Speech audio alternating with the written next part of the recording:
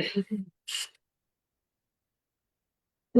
नमो भगवते वासुदेवाय। ॐ नमो भगवते वासुदेवाय।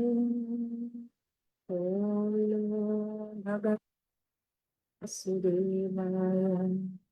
नारायणं नमस्कृत्य नरं चैव नरोत्तमं देवीं सरस्वतीं व्यासं ततो जयमुदीरयेत्। नष्टप्रायेषु भद्रेषु नित्यं भागवतसेवया भगवती उत्तमा श्लोके भक्तिर्भवति नैष्टिकी। ॐ अज्ञानातिमिरन्दस्य ज्ञानञ्जनशलाकया चक्षुरुन्मिलितं येन तस्मै श्रीगुरुवे नमः। श्रीचैतन्यमनोभीष्टं स्थापितं येन भूतले स्वयं रूपा कदा मह्यं ददाति स्वपदान्तिकम्। वन्देऽहं श्रीगुरो श्रीयुतापदकमलं श्रीगुरोन् वैष्णवंश्च श्रीरूपं साग्रजातं सहगणरघुनाथं वितं तं सजीवं साद्वैतं सावधूतं परिजनसहितं कृष्णचैतन्यदेवम्। श्री राधा कृष्ण पदान् सहगणललिता श्रीविशाखान्वितंश्च हे कृष्ण करुणा सिन्धु दीनबन्धु जगत्पते गोपेश गोपिका कान्त राधा कान्त नमस्ते। तप्त काञ्चन गौराङ्गी राधे वृन्दावनेश्वरी ऋषभानुसुते देवी प्रणमामि हरिप्रिये। वाञ्छकल्पतरुभ्यश्च कृपा सिन्धुभ्य एव च पतितानां पावनेभ्यो वैष्णवेभ्यो नमो नमः। जय श्री कृष्ण चैतन्य प्रभु नित्यानंद श्री अद्वैत गदाधर शिवासदि गौर भक्तवृंद। हरे कृष्ण कृष्ण कृष्ण हरे हरे हरे राम राम राम हरे हरे। नमो विष्णुपदाय कृष्णविष्णुपदाय श्री गिरिराजाय स्वामी श्री भक्तदादाश्री हरिभक्तिश्चात्मदायिने। नमो विष्णुपदाय कृष्णविष्णुभूतले श्रीमते भक्तिवेदांत स्वामी नामिने। नमस्ते सारस्वती देवी गौरवाणी प्रचारिणे निर्विशेष शून्यवादी पाश्चाचार्येषु मुखं करोति वाचालं पङ्गुं लङ्घयति गिरिं यत्कृपातमहं वन्दे श्रीगुरुं दीनतारिणम्। Hare Krishna. So we are reading from Srimad Bhagavatam, Canto 1, Chapter 1, we are on text 18. So this is questions by the sages. So let's go back and see what are the questions so that we remember. So the first question was, so this is the sages of Naimisharanya who are putting question to Sutta Goswami. And they ask, what have you ascertained to be the absolute and ultimate good for the people in general? So para upakar. So this Shrimad Bhagavatam is for para upakar. And then the second question was text 11. Explain to us, select the essence of all the scriptures and explain it for the good of all living entities. So select the essence. So tell us what is the essence of all scripture. Then third is tell us about the purpose or the appearance of the son of Vasudeva, Krishna. Then the fourth question is, tell us the Leela. So first thing is that tell us what is good for everyone. Tell us, there's so many scriptures, what is the essence? And then tell us specifically about Krishna and tell us about his Leela. And now text 18 is asking the fifth question. Atha kya hi hare dhiman avatara katha shubha Leela vidadhata svait sverdam Ishwarasyatma Mayaya. O Sutta Goswami, O wise Sutta, please narrate where the transcendental pastime of the Supreme God has multi-incarnations Such auspicious adventures and pastime of the Lord, the Supreme Controller, are performed by his internal powers. So now they want to know about the incarnations, the different avatars. X19. Vayam tu na vitrityamha utama shloka vikramya yat shrinvatan rasayanam swadu swadu pade pade. We never tire of hearing the transcendental pastime of the Supreme Person Godhead, who is glorified by hymns and prayers. Those who have developed a taste for transcendental relationships with him relish hearing of his pastime at every moment. You know, sometimes there's, like I just posted a story about Lord Jagannath, this Hera Panchami. I posted on one of our group. You know how Jagannath falls sick, he takes a bath, you know, he's bathed and then he falls sick, and then how the pujaris take care of him, and he goes out on Rath Yatra and he left behind Lakshmi. And whoever, you know, put all the details in that story was so sweet. You know, how Lakshmi and Jagannath say, I'm coming, and just wait, right?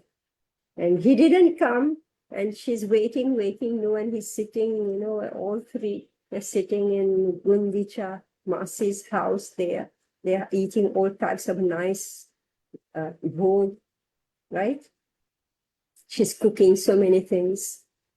And here Lakshmi Devi is sitting and waiting. When is he coming? And he's not coming. So finally she went out. And when she went to Gundicha Mandir, the door was closed, right? And so she turned around and she just gave a few knocks. She got her servants, gave a few knocks to the Rath of Jagannath. And then when finally he came back, she closed the door. She won't let him. So Baladev and Subhadra, they went in. But Jagannath, he had to stay outside. Then how to pacify her? So there was so much rasgulla. This white rasgulla, right? So make your mouth sweet. So we got her to eat rasgulla and everything was all right. So I've just told one story, and here Prabhupada is speaking about it. Purport. There's a great difference between mundane stories, fiction, or history, and the transcendental pastimes of the Lord. The histories of the whole universe contain references to the pastime of the incarnations of the Lord. The Ramayana, the Mahabharata, the Puranas are histories of bygone ages recorded in connection with the pastimes of the incarnation of the Lord, and therefore remain fresh even after repeated readings. Just like I just told the story of Jagannath, right? I think how many times every year we hear the story, right? For example, anyone may read Bhagavad Gita or the Srimad Bhagavatam repeatedly throughout his whole life, and yet find in them new light of information. Mundane news is static, whereas transcendental news is dynamic, inasmuch as the spirit is dynamic and matter is static. You know, just like you know, all this political stuff that's going on, right? So whenever you open your phone, here comes in latest news, what's happening in, you know, in UK and India, US and India, this and that, right? It just goes on and on and on, right? And you've read it once, you've heard it, and then you close it. You don't want to read what's they're gossiping again, right? Mundane news is static, whereas transcendental news is dynamic. Inasmuch as the spirit is dynamic and matter is static. Those who have developed a taste for understanding the transcendental subject matter are never tired of hearing such narrations. One is quickly satiated by mundane activities, but no one is satiated by transcendental or devotional activities.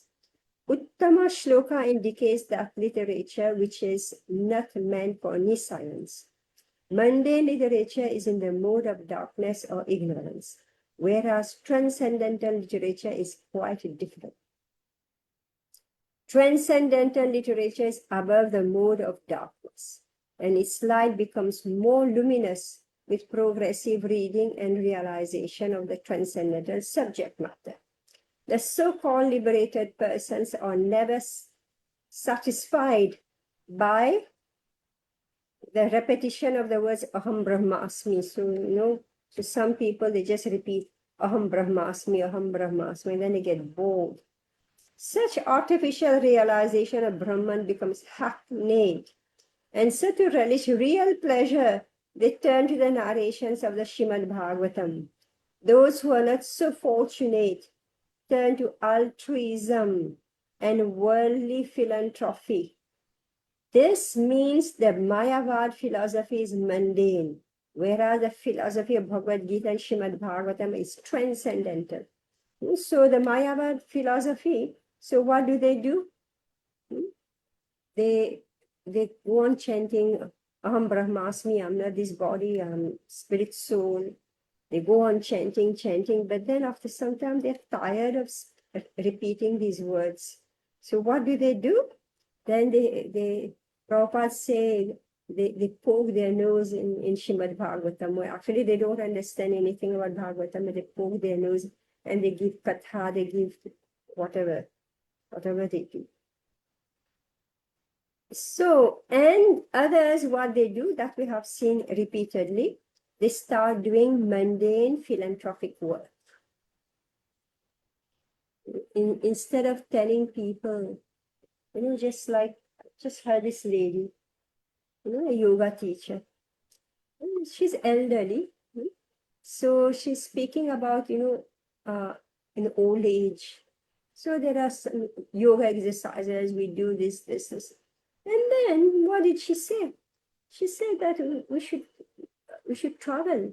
That was her advice. We should travel.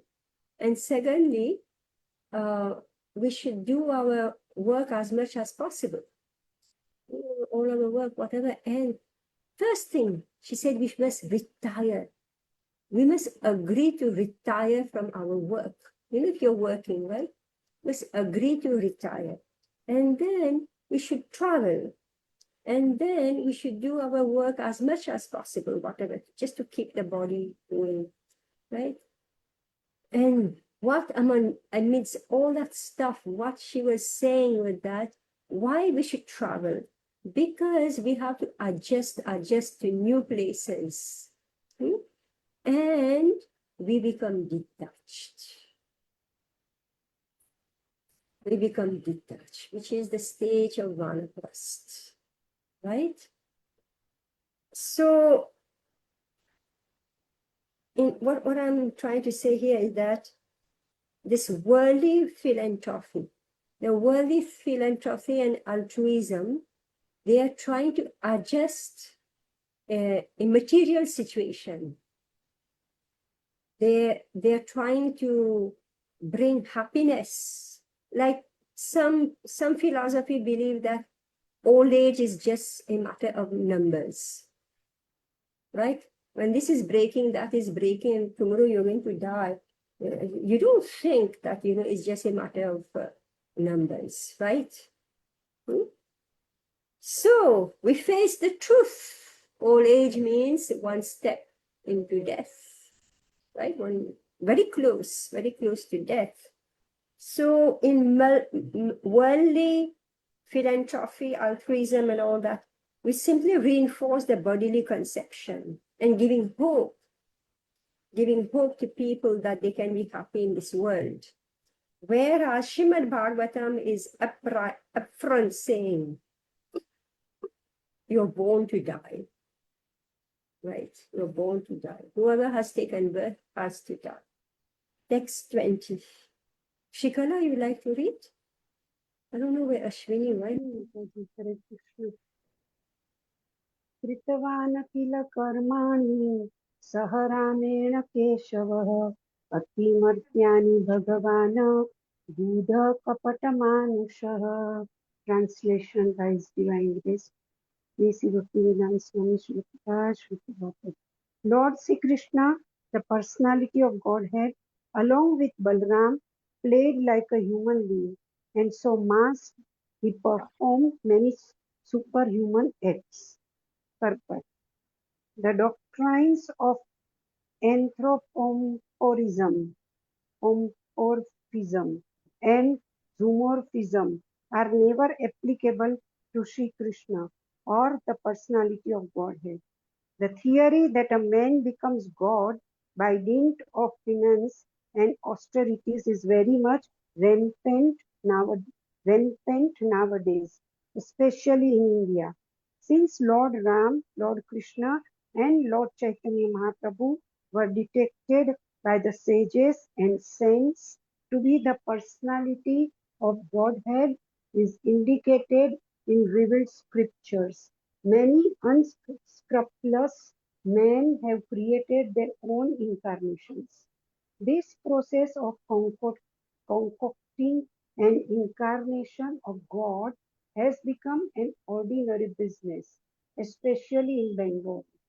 Any popular personality with a few traits of mystic powers will display some feat of jugglery and easily become an incarnation of Godhead by popular vote. Lord Sri Krishna was not that type of incarnation. He was actually the personality of Godhead from the very beginning of his appearance. He appeared before his so-called mother as four-armed Vishnu. Then, at the request of mother, he became like a human child and at once left her for another devotee at Gokul, where he was accepted as the son of Nand Maharaj and Yashoda Mata.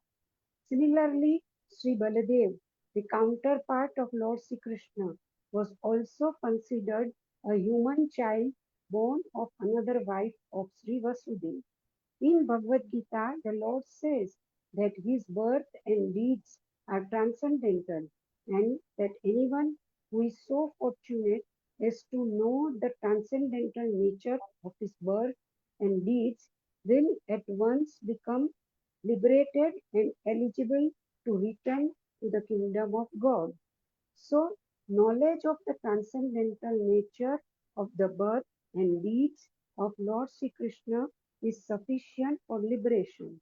In the Bhagavatam, the transcendental nature of the Lord is described in 9 cantos, and in the 10th canto, his specific pastimes are taken up. All this becomes known as one's reading of this literature progresses. It is important to note here, however, that the Lord exhibited his divinity even from the leg of his mother, that his deeds are all superhuman. He lifted Govardhan Hill at the age of 7, and that all these acts definitely prove him to be actually the supreme personality of Godhead. Yet, due to his mystic covering, he was always accepted as an ordinary human child by his so-called father and mother and other relatives. Whenever some Herculean task was performed by him, the father and mother took it otherwise, and they remained satisfied with unflinching filial love for their son. As such, the sages of Naimisharanya described him as apparently resembling a human being, but actually he is the supreme almighty personality of Godhead. Thank you. Any question on this? Is it clear? Okay, we can move on. All right, Which verse you are reading, Mataji? we are on 21. Do you want to read? Yeah.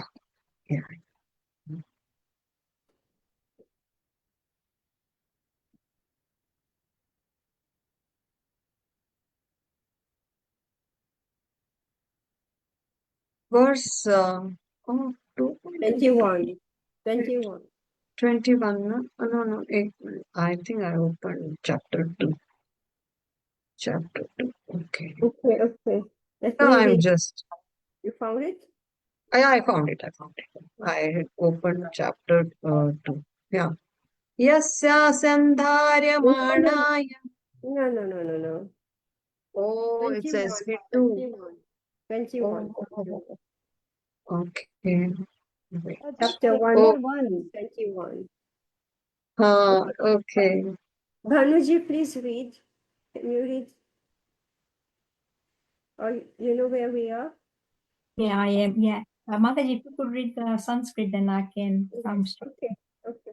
Kalimagatam agyaya chitresmin vaishnave vayam asina dirgha satrena kathayam sakshana harehe.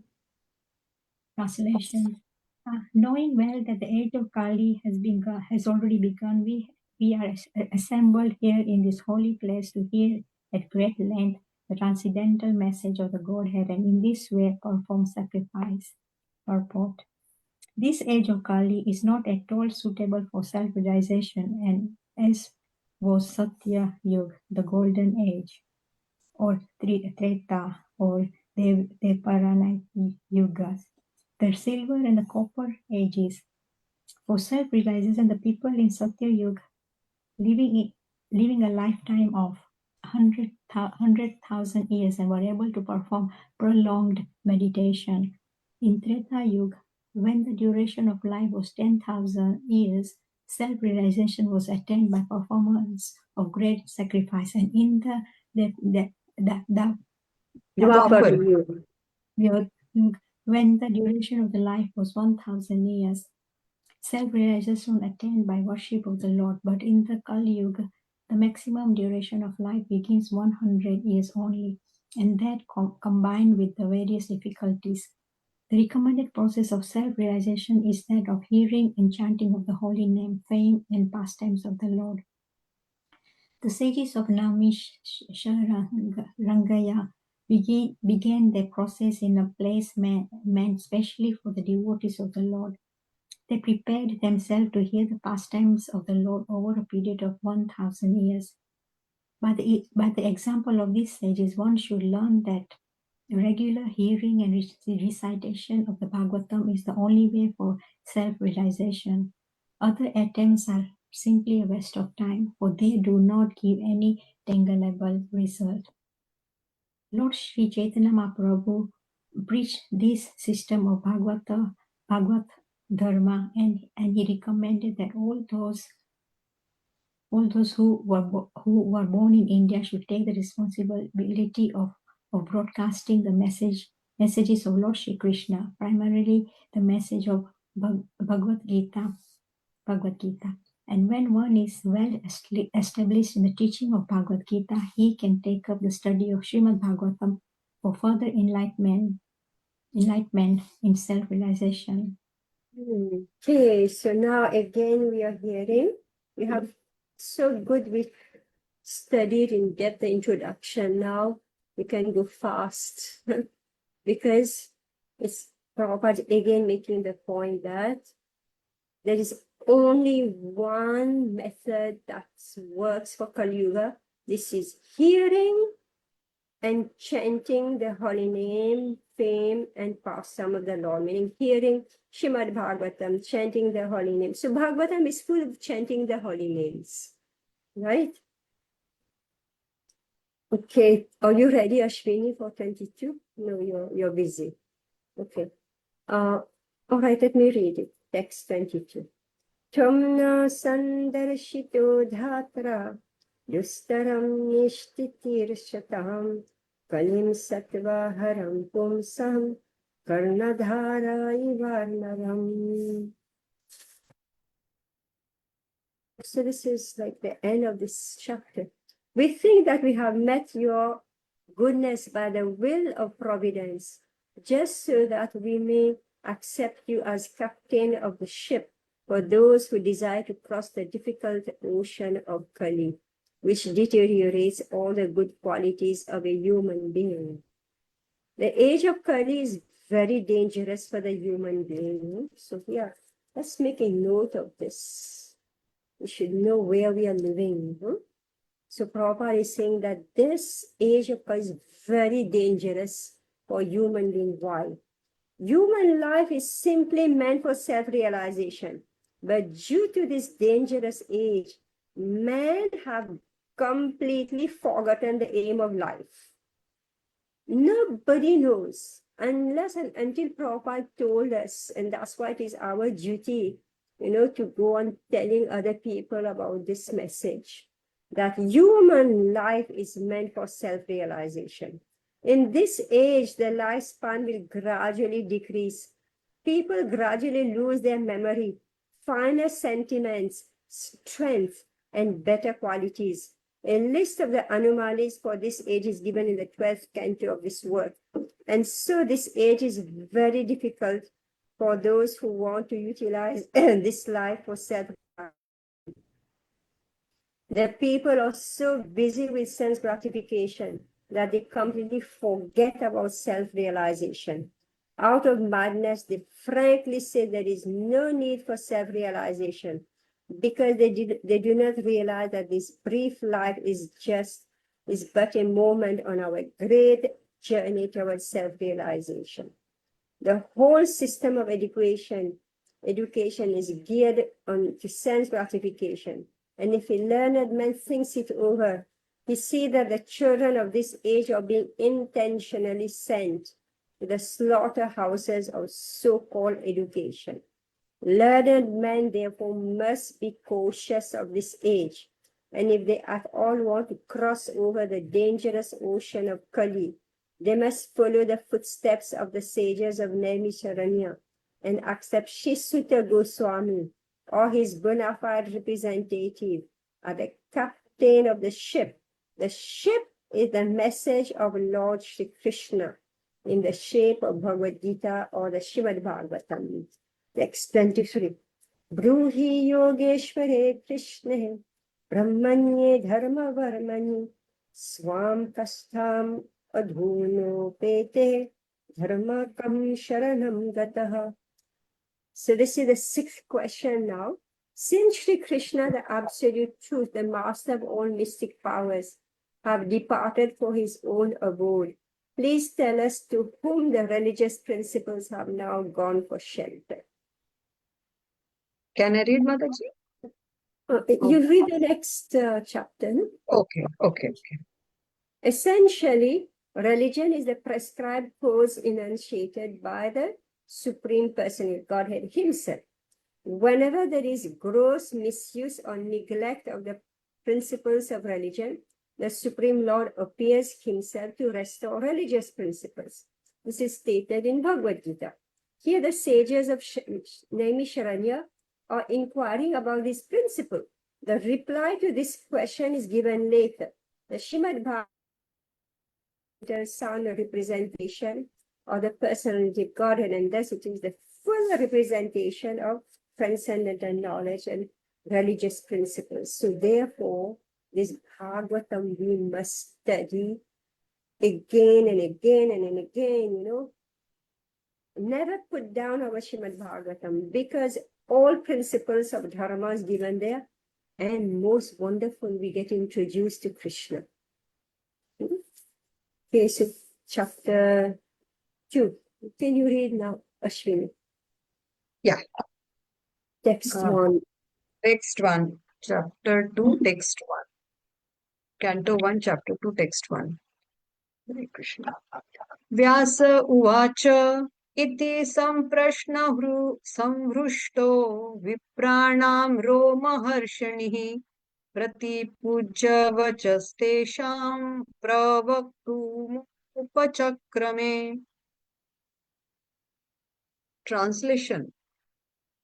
Ugrashrava, Suta Goswami, the son of Romaharshana, being fully satisfied by the perfect questions of the Brahmanas, thanked them and thus attempted to reply. Purport. The sages of Naimisharanya asked Suta Goswami 6 questions, and so he is answering them one by one. text 2. Should I read text 2 also? Text 2. You can hear me?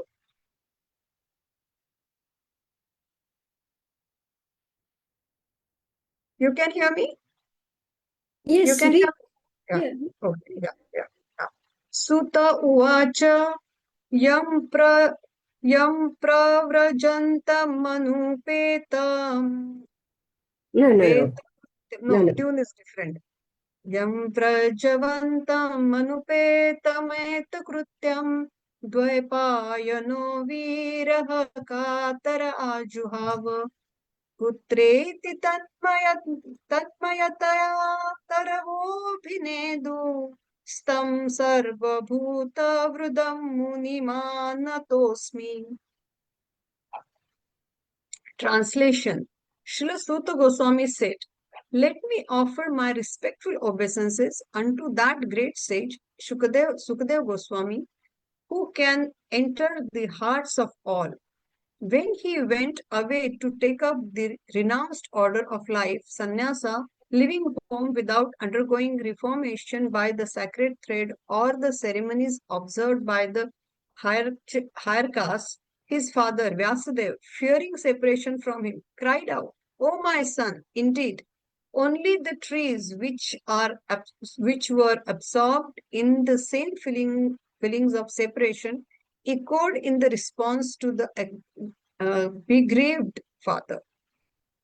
Purport by His Divine Grace A.C. Bhaktivedanta Swami Srila Prabhupada ki jai.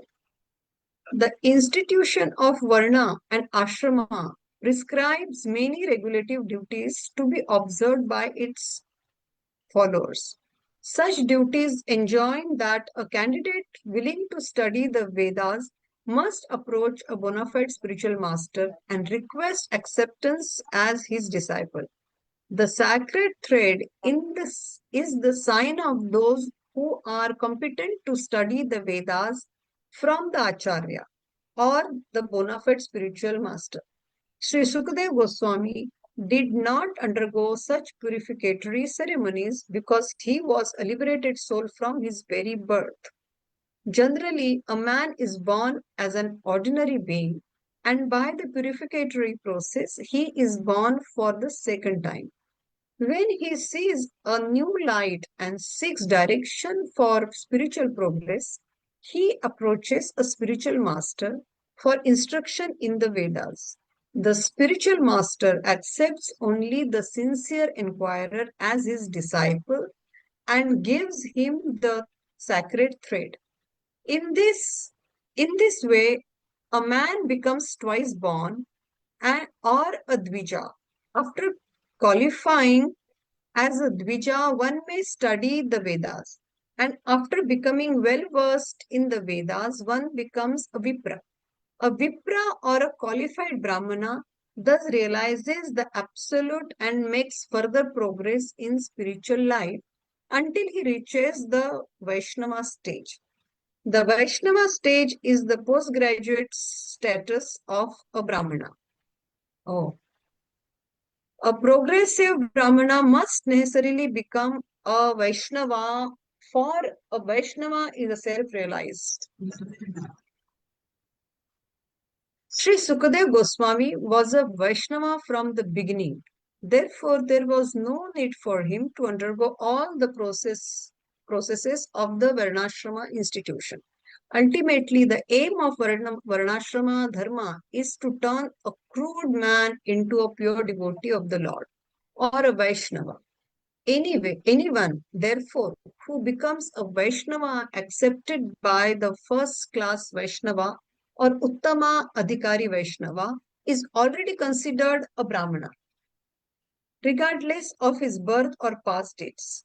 His Sri Chaitanya Mahaprabhu accepted his principle and recognized Srila Haridas Thakur as the Acharya of the holy name, although Thakur Haridas appeared in a Mohammedan family. In conclusion, Srila Sukadev Goswami was born a Vaishnava, and therefore Brahminism was included in him. He did not have to undergo any ceremonies. Any low-born person, be he a Kirat, Huna, Andhra, Pulinda, Pulaksha, Pulakasa, Pulkasha, Abhira, Sumba, Yavana, Khasa, or even Lord can be delivered to the highest transcendental position by the mercy of Vaishnavas. Srila Sukadeva Goswami was the spiritual master of Sri Sutta Goswami, who therefore offered his respectful obeisances unto Srila Sukadeva Goswami before he begins his answers to the questions of the sages at Naimisharanya. Okay, what did you learn from this? Oh, so many things. One is that Sukadeva Goswami he was born as a Vaishnava, so he doesn't have to go through any purificatory process. And then that Varnashram Dharma is basically meant for turning a crude man into a devotee or a Vaishnava to the highest way. So this is one institution which takes you from the lower to highest. And Sri Chaitanya Mahaprabhu said that first class dharma. So Vaishnava Uttam is already considered a Brahmana. So Vaishnava, who is Vaishnava, he is already a Brahmana. So he doesn't have to go through that process. And last May, he did not have to undergo any low born. So what is that conclusion? Okay, so the lowest of the lowest can be delivered to the highest transcendental position by the mercy of Vaishnava. So mercy of Vaishnava is so important that it can turn even the lowest man into Vaishnava, the topmost. Yeah. So what is that mercy of the Vaishnavas? This is a magic wand, from Because they lowest. are pure devotee of the Lord. So because they are pure devotees, and that's why Lord accepts whatever their wishes are. So if they feel some mercy has to be given to somebody, so Krishna allows that How that mercy is given? by making him chant Hare Krishna Mahamantra. Yeah, Shikala, you want to say something? I'm seeing your finger moving around. Something? I want to say that to realize the absolute, by realizing the absolute and makes further progress in spiritual life. What is that mercy? It's again the same principle, right? The institution of Varnashram Dharma takes a crude man and make him rise to the position of a Vaishnava. So now there's no Varnashram Dharma. Everybody belongs to this list. Kirata, Hunda, Andhra, Pulinda, Pulkasha, Bhira, Shumbha, Yavan, Pas. Everybody belongs to this, right? The whole world, if you take India, everybody's looking, how can I become a Huna, Pulkasa, etc., right? Yavana, that's the whole purpose of life. How can I become one of them? Isn't it? So, meaning that everybody is becoming fallen and losing all good qualities. But the Vaishnava, by training, so Prabhupada, By rules and regulations. by training. So the system that we are following, Prabhupada has instituted in ISKCON, that first thing we check who is a sincere disciple. The spiritual master accepts only the sincere inquirer as his disciple and gives him the sacred thread, right? So we do go through this process. And now that ISKCON has become so many lakh of people now, more and more, it's like who gets Diksha is becoming more and more, selective. Because then you have to see whether the person actually wants to progress. So like I had one lecture, Prabhupada say, yes, let them come for the Sunday program and then chant, dance, and take prasadam and go home. But those who are actual disciples, generally a man is born as an ordinary being, and by the purificatory processes, he's born with a second birth. When he sees a new light and seeks direction for spiritual progress, he approaches a spiritual master for instruction in the Vedas. The spiritual master accepts only the sincere inquirer as his disciple and gives him the sacred thread. So we do follow the same process of the mercy of the spiritual master, meaning that it doesn't matter who you are. Previously, it was more like your birth already determines whether you're going to be Brahmana or not. Now, birth no longer counts because everybody's fallen. So, if there is a sincere candidate, the spiritual master, like Prabhupada now, ISKCON has a whole system of assessing who is sincere and give chances. Sometimes it fails.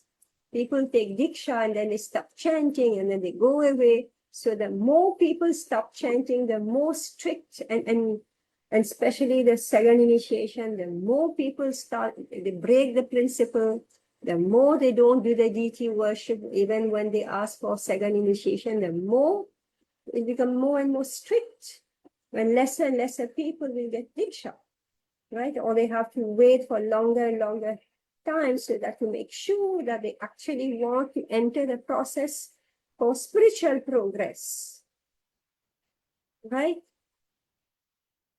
Is it okay? Ashwini, is it correct what we are saying?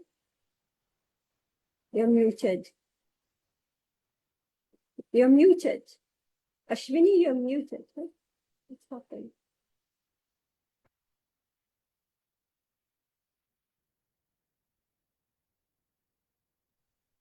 Yeah. Oh, sorry. I don't know. It was not unmute. Yeah. What you said is very true with the training by following rules and regulations. Okay, so meaning the mercy of Guru is not the magic wand. It is Yeah. selecting who is serious, who is sincere, and who wants to progress. Yes. Okay. Yeah. Maybe got Yeah. 2 minutes, sometime more. Text 3. Okay, Shikala, you can read. This is a long purport also. यस्वानुभावम् अखिलश्रुतिसारमेकम् अध्यात्मदीपम् विदितिरीशर्ततां तमोन्धं संसारिणां करुणयाः पुराणगुह्यं तं व्याससूनुम् उपयामि गुरुं मुनीनाम्. Translation. Let me offer my respectful obeisances unto him, Sukha, the spiritual master of all sages, the son of Vyasadeva, who, out of his great compassion for those gross materialists who struggle to cross over the darkest regions of material existence, spoke this most confidential supplement to the cream of Vedic knowledge after having personally assimilated it by experience. Purport is Divine Grace, Srila Prabhupada. In this prayer, Srila Sud Goswami practically summarizes the complete introduction of Srimad Bhagavatam. Srimad Bhagavatam is the natural supplementary commentary on the Vedanta Sutras. The Vedanta Sutras or the Brahma Sutras were compiled by Vyasadeva with a view to presenting just the cream of Vedic knowledge. Srimad Bhagavatam is the natural commentary on this cream. Srila Sukadeva Goswami was a thoroughly realized master on the Vedanta Sutra and consequently also personally realized the commentary, Srimad Bhagavatam, and just to show his boundless mercy upon bewildered materialistic men who want to cross completely over nescience, he recited for the first time his confidential knowledge. So There is now no- this is, yeah. So so here let's read it. Let me offer my respectful obeisances unto him, Shuka, the spiritual master of all sages, the son of Vyasadeva. So we are also doing the same thing, right? Before we start Shrimad Bhagavatam, we do the same thing. We offer obeisances to Krishna, the Guru Parampara, our own spiritual master, right? So Sutta Goswami is being very specific. So he's offering obeisances to Shukadev Goswami, the son of Vyasadeva, who out of his great compassion for those gross materialists who struggle to cross over the darkest regions of material existence, spoke this most confidential supplement to the cream of Vedic knowledge, meaning that after all the Vedas have been spoken and written, now this is a supplement. This Srimad Bhagavatam is a supplement to all the Vedas, right? It's like the Sar, the Shruti Saram. All right, Shruti Saram. So Shruti is the Vedas, right? Vedanta Sutra, etc., etc. After everything is spoken, done, then suddenly came this supplement to the Shrimad Bhagavatam, which is the Saram, Shruti Saram. Yes, continue. There is no point in arguing that a materialistic man can be happy. No materialistic creature, be he the great Brahma or an insignificant ant, can be happy. Everyone tries to make a permanent plan for happiness, but everyone is baffled by the laws of material nature. Therefore, the materialistic world is called the darkest region of God's creation. Yet, the unhappy materialists can get out of it simply by desiring to get out. Unfortunately, they are so foolish that they do not want to escape. Therefore, they are compared to be the camel who relishes honey twigs because he likes the taste of the twigs mixed with blood.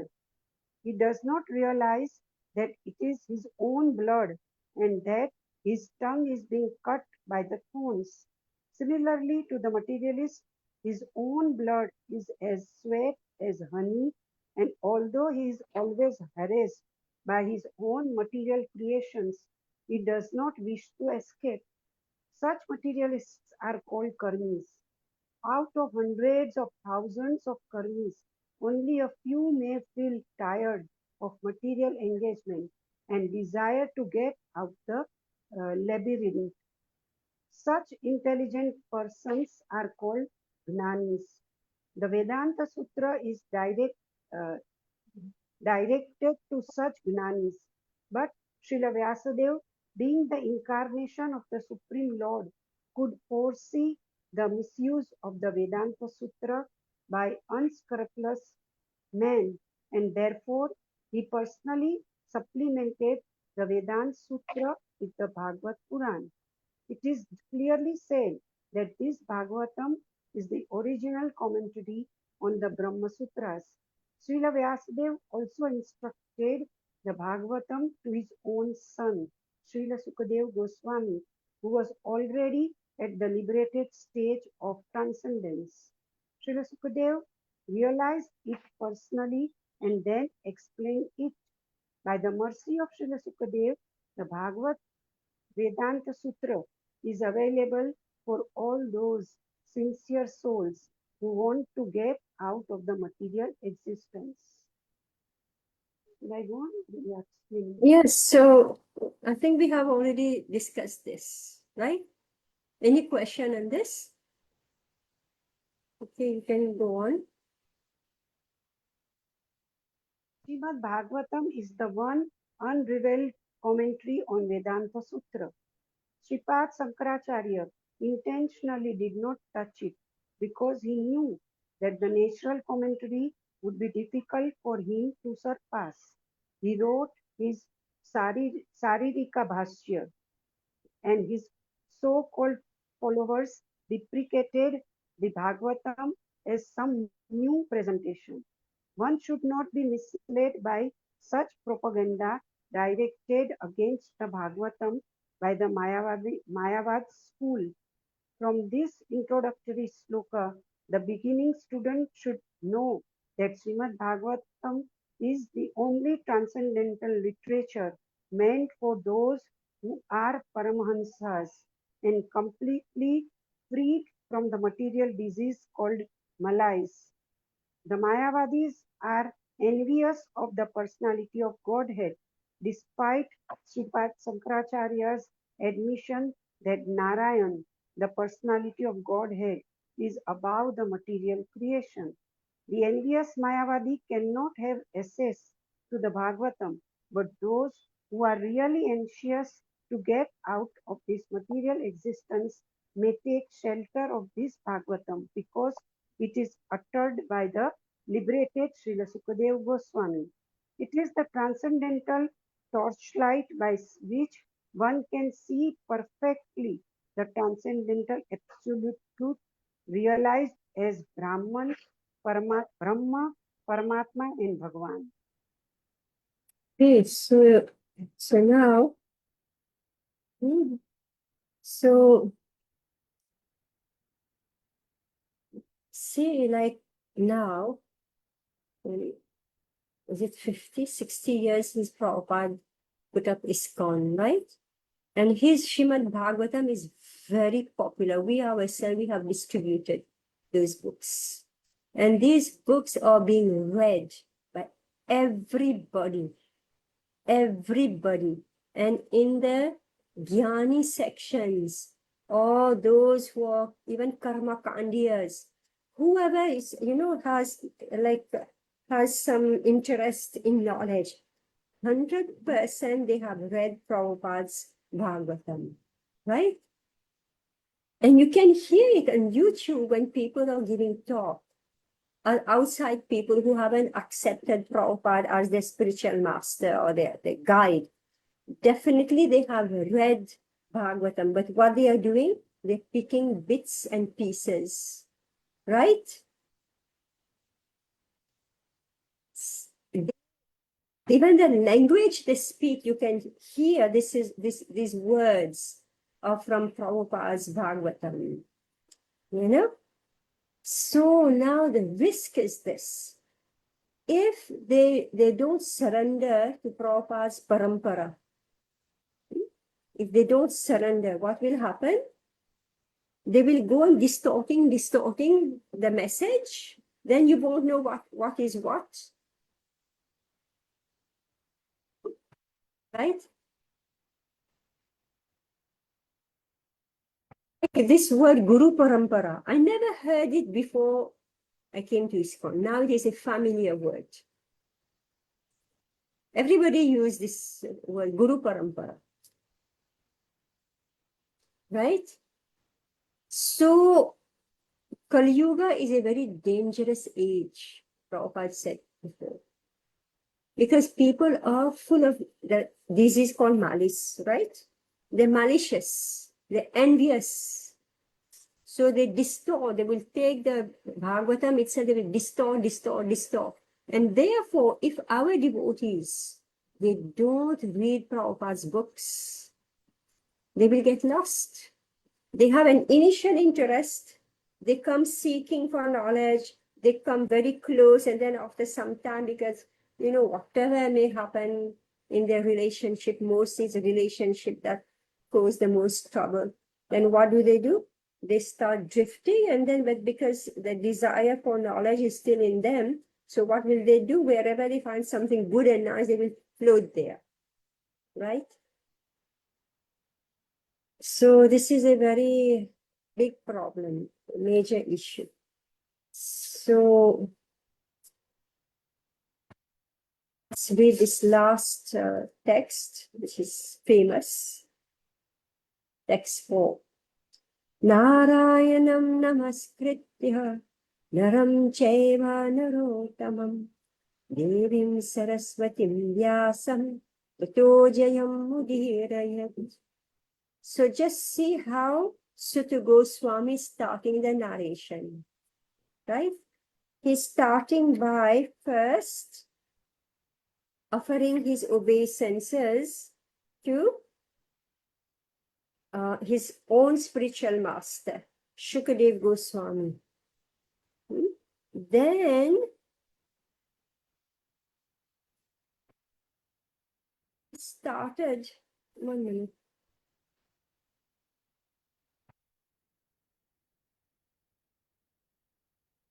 Yeah, so 2 verses he offered to Shukadev Goswami, just like we say Namo Vishnu Padaya Krishna Pristaya Bhutene Shrimate Bhaktivedanta Swami Niti Nami Namaste Saraswati Devi Gauravani Pracharini Nirvishesha Shunyavadi Paschatyadesh, which describe Prabhupada, right?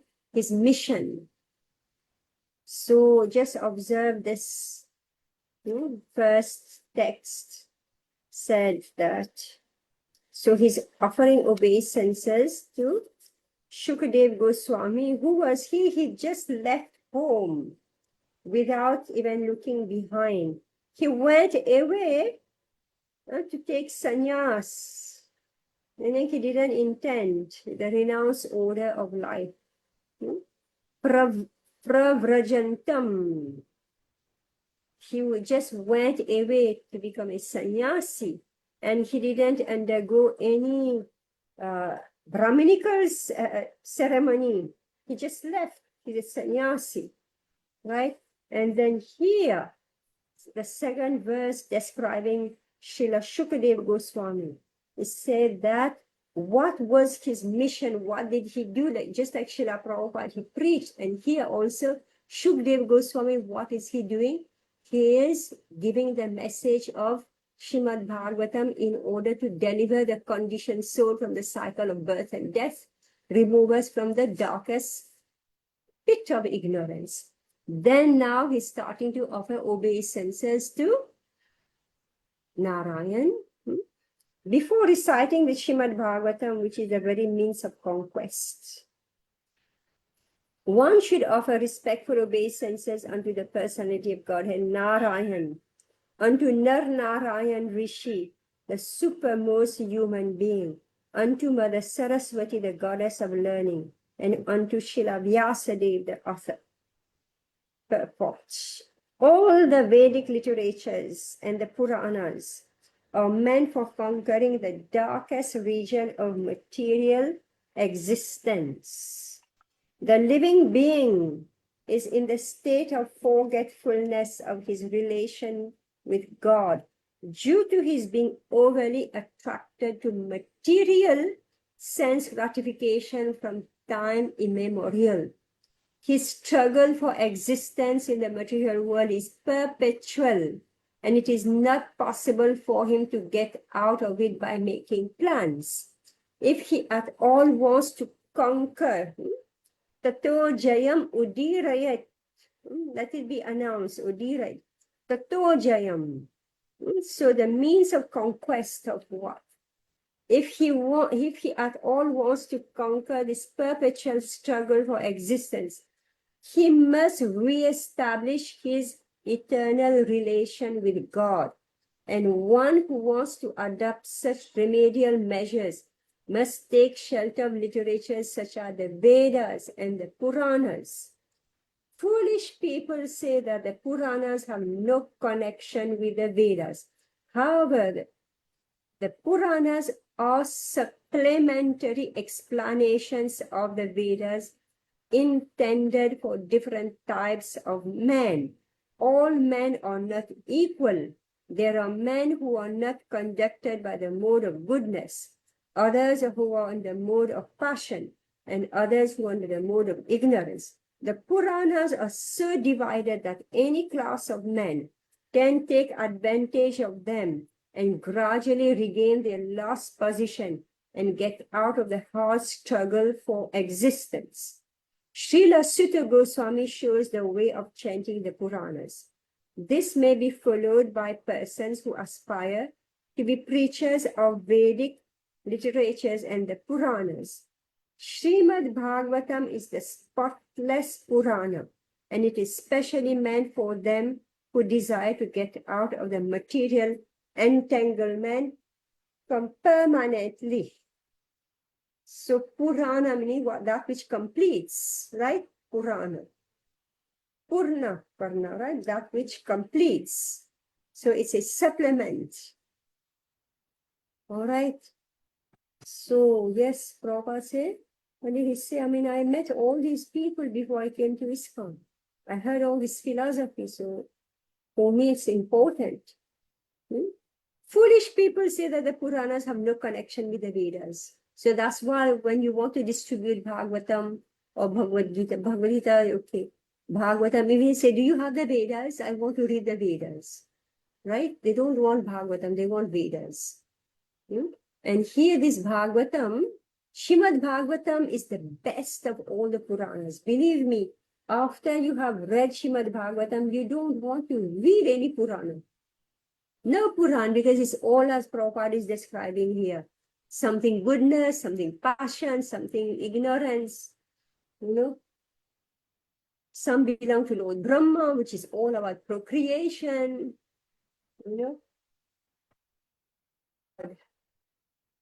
I mean, this Bhagavatam, it soothes the soul. It is satisfied and soothes the soul.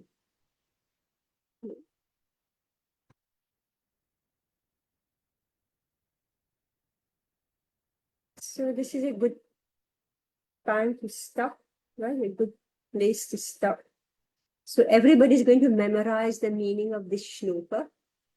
Narayanam namaskrityam naram chaiva narottamam devim saraswatim vyasam tato jayam uddirayat. Now you know what is the meaning of tato jayam uddirayat, and let it be announced that we are going to conquer over the cycle of birth and death. And who will make us conquer the cycle of birth and death? Narayan, Narayan Rishi, Mother Saraswati, Shila Vyasadeva. So therefore we are offering our obeisances to them. All right. So thank you very much, Hare Krishna. So now I hope you're all curious to know the answers to all these questions, right? Hope you're curious to know. Yeah. Very curious. So those who are not attending regularly, please ask them please to join, because this is getting they're Yeah. getting out too much. Mm. Really, see, we may put the recording, but actually they don't listen. Mostly they don't listen, right? Unless qualification is given here. Unless. Yeah. Unless they are Here it is. determined. Prabhupada says that the spiritual master accepts here. When he sees a new light, he seeks direction for spiritual progress. He approaches a spiritual master for instruction in the Vedas. So only those who are actual seekers of knowledge, they would go and hear the recordings that they want to know. So the spiritual master accepts only the sincere inquirer as his disciple and gives him the sacred thread. So Prabhupada explained what is the sacred thread. It's like your admission. All right.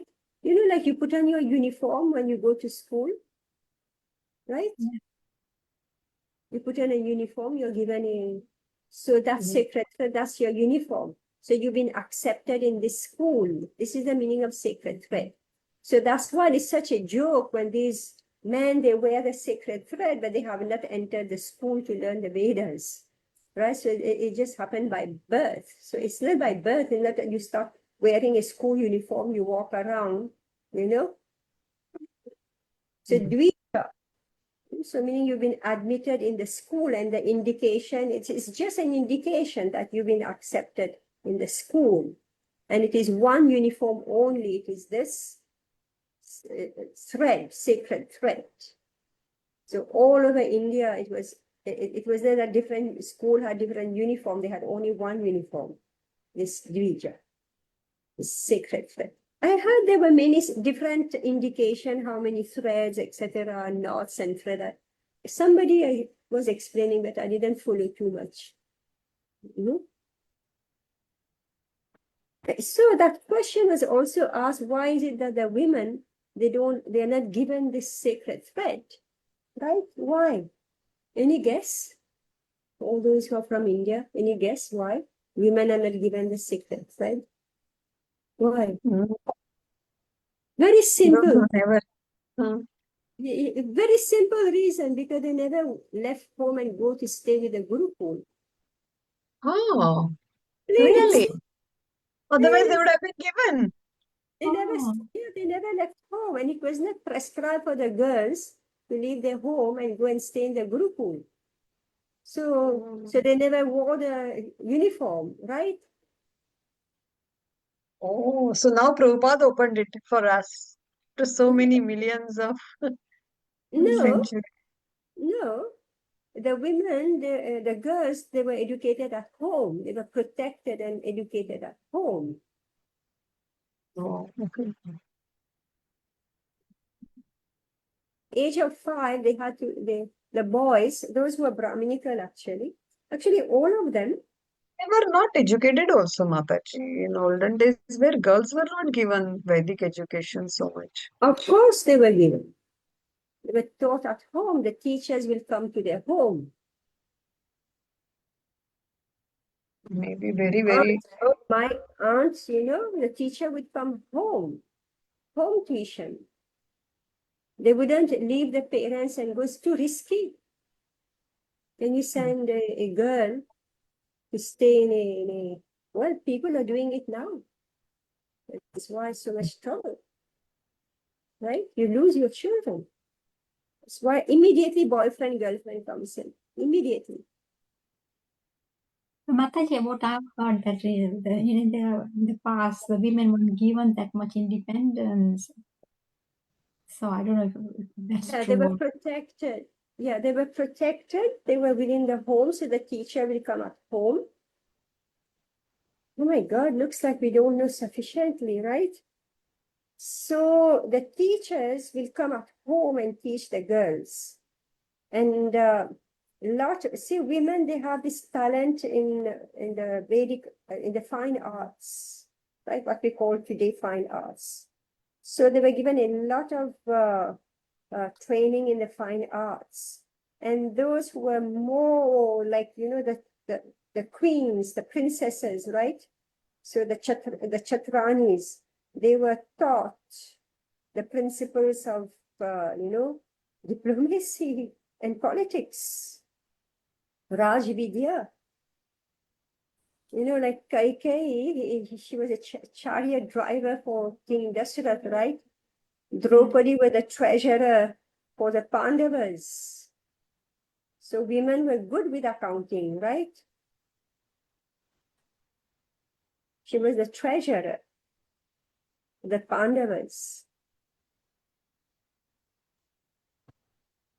So they definitely, so they were trained at home, but they were not sent to school because the Gurukul was harsh. It was very harsh. The child is, it's very austere because they have to learn to control the mind and senses. It was very austere.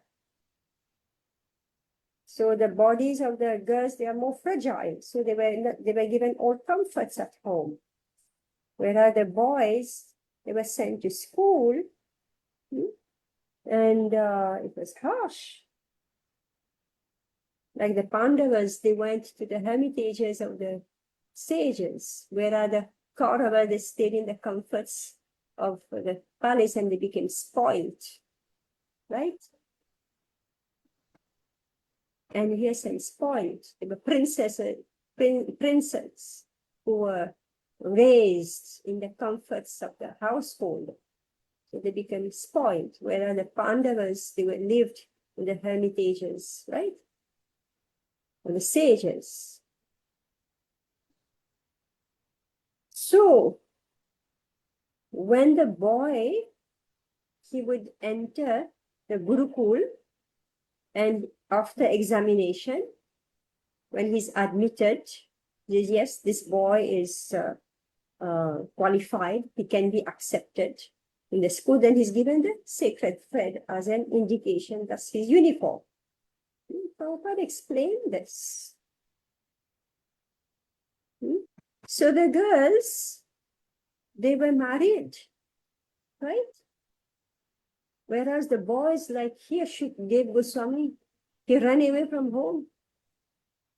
He left his father, right? Immediately to take the renounced order. He ran away. He didn't want Grihastha life. So whereas the girls, they would enter Grihastha life. So the boys, all this is given in 5th canto. So the boys, they will go to Gurukul, and then after some years, they go back to their home and they enter Grihastha life. But some, they will stay behind and be Naishtiki Brahmacharis.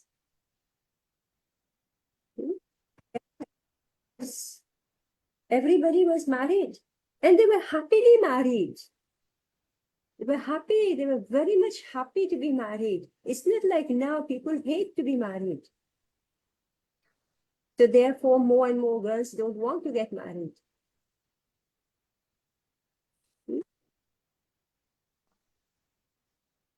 Family life. Even today, ask me, I'm dealing with people every day. You see these 30-year-old girls. I don't know whether they're girls or women. I don't know. They will come and say, I'm a professional. They introduce themselves as a professional. And then when gradually you can look at their face, you start talking, then you say, I'm trying to settle down. All right?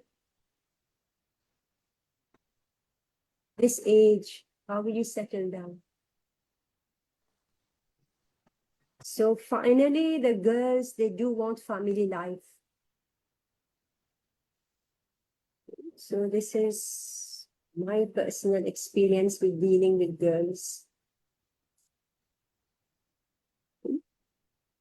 And if they're lucky, maybe they have a brother at home who welcome them, who take care of them. But usually, mostly they're unlucky. So therefore, they're miserable. So Kali Yuga is a very sad age, a very dangerous age. So because the girls also, they don't know, like, just this morning, I saw one girl dealing with her husband.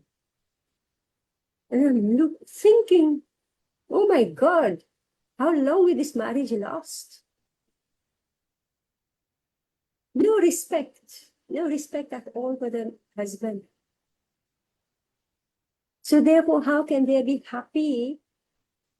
How can there be happiness in family life? Yes, Mataji, nowadays, the schools are educating only equal. So girls are like, I'm equal to boys. So, that only is being educated. Respect both sides. The woman, she respect the boy, right? The husband respect them. It's reciprocal. It's absolutely and completely reciprocal.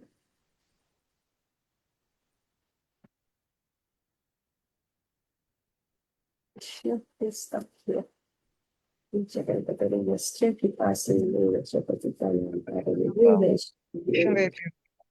Yeah, something cultural came up, but which is important. Without culture, there is no no use studying the Shastra, right?